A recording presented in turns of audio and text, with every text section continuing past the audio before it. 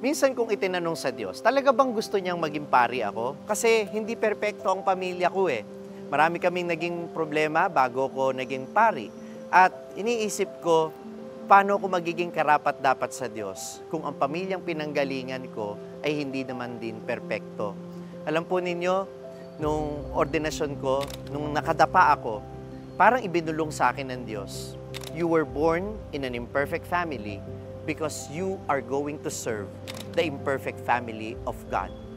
Hindi rin perpekto ang simbahan. Hindi perpekto ang mga pamilyang paglilingkuran ko sa simbahan. Hindi perpekto ang mundo. Kaya marapat lamang na maranasan ko ang mabuhay sa hindi perpektong pamilya para makita ko na kagaya ni Jesus na isinilang din sa isang angkan ng mga hindi perpektong tao, pwedeng sa akin magsimula ang pagbabago.